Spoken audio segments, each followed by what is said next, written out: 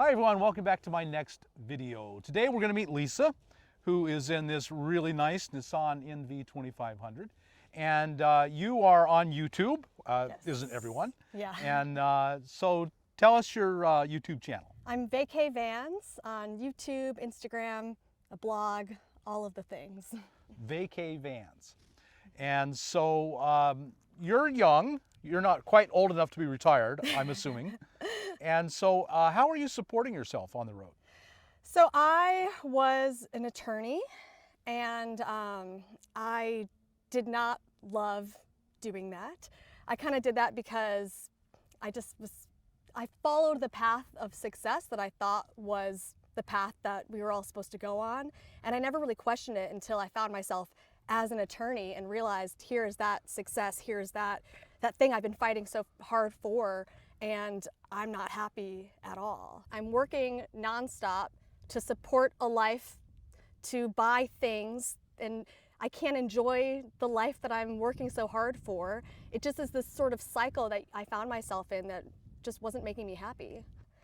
And so I started kind of shifting to finding out what my passion is, and many different steps took me down this path where now I'm living in a van. And society would say that you've followed the wrong path and that you have gone absolutely the wrong way, and yet it seems like it's the absolutely right path. Yeah, absolutely. I think a lot of that goes back to your age, and so you would be a millennial. Would that be fair? I am the beginning of the millennials. Okay, you're the beginning. Yeah. Okay. And would you say your generation is more open to that idea of chucking it all and going your own path? I think that we have the luxury of questioning more. I mean, my dad, his parents were immigrants from Russia, Russian Jew. They were very, very poor. And so he followed the dream of being able to have a house in the suburbs and, supporting a family. And so I don't think he really had the luxury to think, what is my real passion? What do I want to do? If I could do anything in this world, what could I do? I think his understanding was so much more narrow. And so when I was growing up and I said, I want to be an actor, I want to be an artist, he said, no, you're going to be a lawyer. So you're supporting yourself by lawyering? A little bit. So after I was a lawyer for a little while, I found myself with a little bit of extra cash for the first time in my life. And I thought, okay, what do I do with this? Do I buy a car? Do I buy stuff? And that was when I made the decision to flip a house. And then that became lucrative. So with that, I was able to purchase another house and renovate it and keep it as a rental. And so I still have that rental in Austin, Texas. And then that way I was able to fund, an Airstream trailer that I renovated. And so that just sort of slowly built on itself to build up this passive income that is partially supporting me. And then I also do some legal work on the side, and I'm also putting on van life events. I work with Van Life Diaries, and we put on events all across the country. So give us more information about that. How can people learn about that? Yeah, so if you go to vanlife.com.au, I believe, you can find all the lists of van life events. Also, my blog, vacayvans.com, has a list of all of the van life and RV events in 2019. So you can find out there. We do events all across the country, weekend gatherings, pop-up happy hours. It's a great way to connect. Good, yeah. And that's so important that we not just live in our vans individually, but that we build community. Yeah. Really, really important that happens. And what I'd really like to do is have more of the combination of the young and the old, because the young will benefit from the wisdom of the old, even if it's how we did it wrong, and we would benefit from the energy and enthusiasm and wisdom of the young. Absolutely. We can learn from each other. One of the things I wanted to talk to you more specifically about was money on the road, because you're making all your own money on the road. You deal with a lot of younger people who are making their money on the road. I didn't really realize that this was an option. I didn't really realize that people were being digital nomads and living in vans, and that you could live in a van and have a lot of the comforts that I still think are important to me, and have the freedom to find that balance where you're able to still be out on the road, being a digital nomad. What can you tell them? I'm a young person, I'm seeing you and I'm thinking, wow, that's great. How can I do that? The first step that really helped me become remote is having several different jobs instead of just having one 9 to 5. And so being able to spread myself among many different things, it allowed me to have some more time to investigate and explore new ways to make money. And also, no one was in charge of my time. This is a really incredible time to be a young person in this country.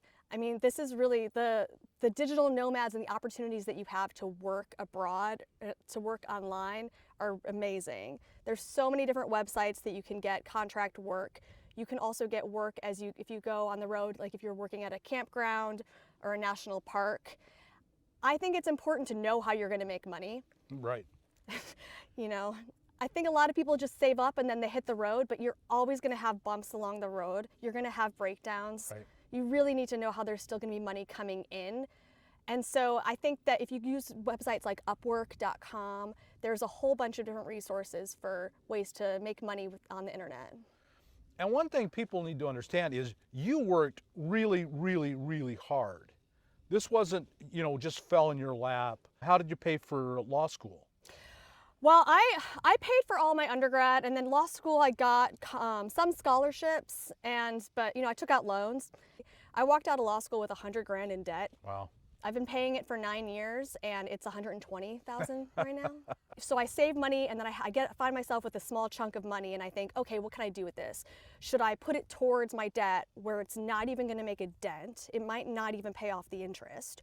Or do I put it towards maybe purchasing a rental property, or or upgrading a rental property so I can have higher rent? And so that's kind of a struggle I keep facing. And so at this point, I'm just paying the minimum. I mean, I did have an opportunity when I first graduated. I had an opportunity to take a job in Toronto that was going to be that cliche, big law firm, 6 figures job. And I really, really, really thought about it, and I had a really hard time making that decision. I'm so happy that I chose lifestyle over money. And when you think about it, I mean, moving to a place like Toronto, it would have been so expensive to live there. You think, okay, yeah, you can have this great job and you can save all your money, but your lifestyle organically expands. It's really difficult to save all of that when you have to pay, $2,000 a month for rent in Toronto. Right. We're back to the balance of money. It's money coming in, money going out. And that seems to be where the disconnect is in this country. Because no matter how much more you make in, it keeps going out more, faster. Yeah. Mm-hmm. So that's kind of what you have done. You have less coming in now, Yeah. but so much less going out, you're ahead. Yeah, absolutely. And I'm just so much more conscious. I mean, being in the van, you become so conscious of everything. I've never been so aware of how much water I use. Right. That's a big deal to us. It really is, yeah. And that was what was so interesting, because I have a 5-gallon tank, and I remember when I first got in the van, it lasted me 2 days. And I just was, shocked, and now it can last me 5 days. And I think being in this sort of my own little ecosystem, I think that I'm so much more aware of what I'm using and the resources that I'm using, that helps me save money just because I'm so conscious of it. Right. So while your income right now is not nearly what it was, you're actually saving money at the end of the year, whereas before you never did. Is that a fair statement? Yeah, absolutely. I think that's really true for most of us out on the road. Mm-hmm. And you're not going out and binge shopping, you're not Amazon priming boxes and boxes and boxes to your van. So really, you're not consuming in the same way that you do mindlessly when you're living in a house. Now, one thing, and I've been accused of this, that I'm inviting people to be leeches and just to take off the society. And that's not true at all. It does, I guess it can look like that. But what we're doing is work. You've worked really, really hard. You worked really hard to become a lawyer, flipping houses. That wasn't easy. You build up an income. And are you still working hard? Yeah, I'm working really hard. I'm a worker bee. I really want to build something. And so right now I'm working on, creating a business and, creating videos and teaching people about van life. And so I'm not happy if I'm just sitting around. The van allows me to pursue opportunities everywhere. I really want to believe that if you follow and do what you love, that you will be able to make a living doing it. I really, really, really do want to believe that. But I think that you have to work hard for it. And in order to follow your dreams, you have to make a lot of sacrifices.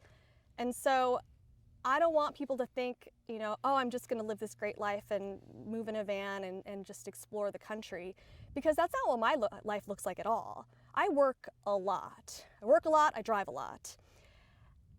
But I'm building for the future, and so I'm working really hard now still, so that in the future I can reap the benefits of all of this work. The work just looks a little bit different because now I'm on the road, but it's not going to happen easy.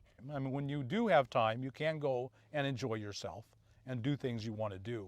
It's not just the 9-to-5 grind that just wears you down.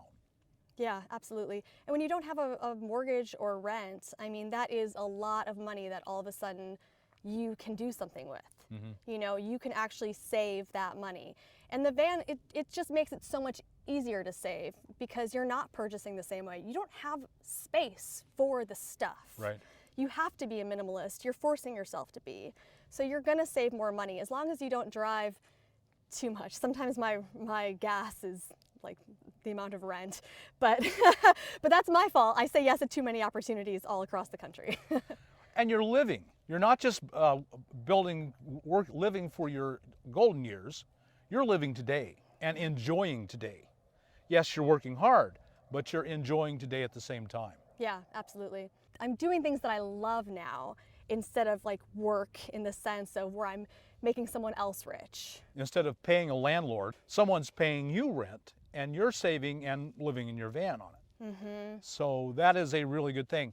Is that an option for people to try to buy and flip houses and do rental? Is that for the average person? So when I flipped my first house, I did it with a friend who had flipped houses before. So I was the one that had some finances. A lot of the money I put on credit cards with no interest rates for the first 2 years, got a hard money loan, and then my partner had the construction knowledge. And so the two of us together, we learned from each other. And it's a tricky business.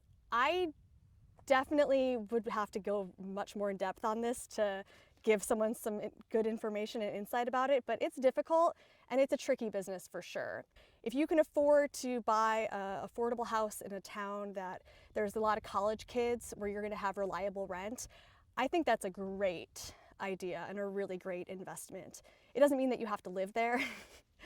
And that can help you be free in the sense where you could live in a van or an RV. It's shocking how much money just, comes right out of us and we don't even realize it. Right. And so you just have to be really, really conscious and create some strict limits for yourself. Take out a certain amount of cash and say, this is all that I'm spending this week or this month. I think that really forcing yourself to do these strict guidelines, I think that is the real way to change. So your advice to a lot of our listeners is to budget. Yeah. And that is something we as Americans just are not told about or encouraged to budget. When we watch television or we go online and Google pops up ads, and we're always told to spend, spend, spend, spend. We're never told to save, save, save, save. But that really is the key. Don't spend and save. Yeah, absolutely. I like to say that when you're watching TV or pumping gas, everything that you see, they're trying to make you buy something.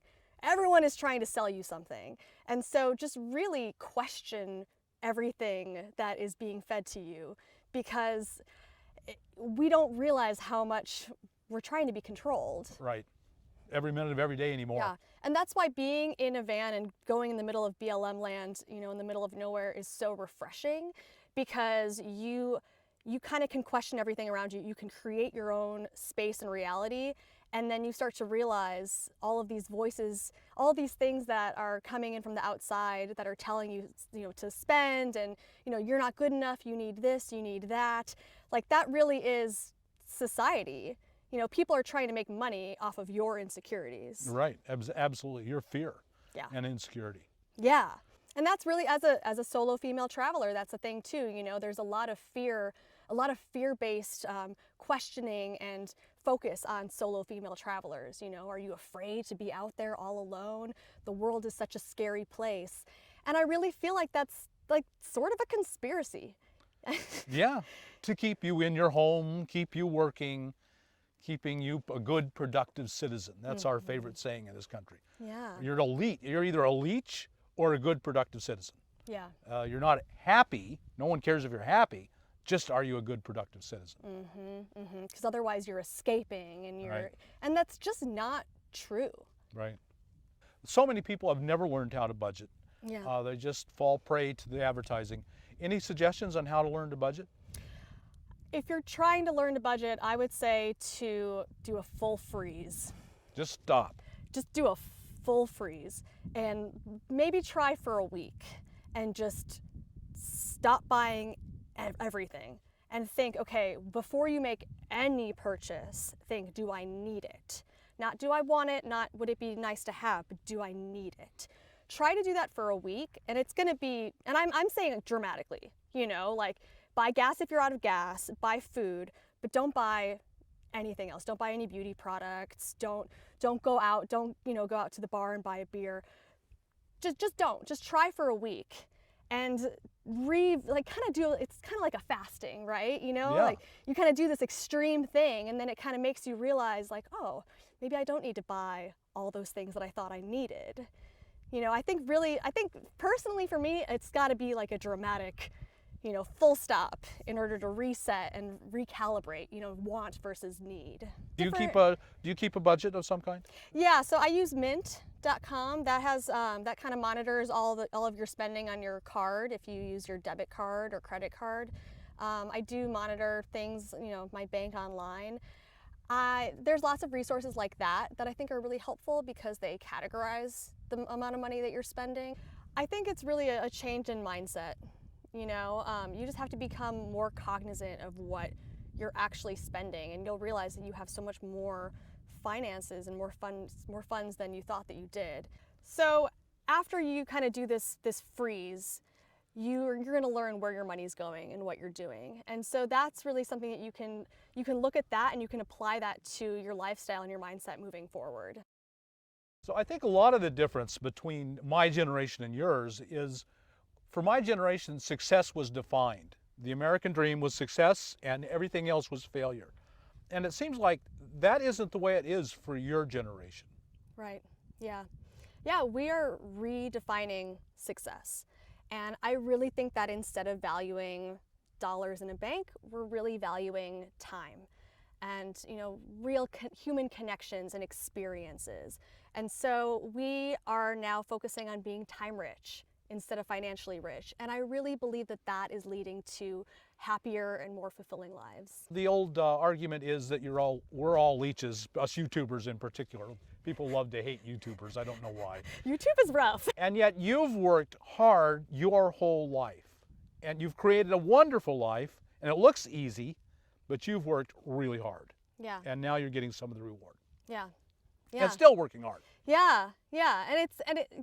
And I'm creating my own reality. You know, you strip yourself from all of the things that you think you're supposed to have, and you just think, what do I want? What is bringing me joy in this life? Well, Lisa, thank you so much for sharing your experience as a young person, a young solo female on the road. And, you know, for a lot of my audience is older, and it's kind of hard. You know, you got purple hair. Why do you have purple hair? That's what everyone out there is saying. Why do you have purple hair?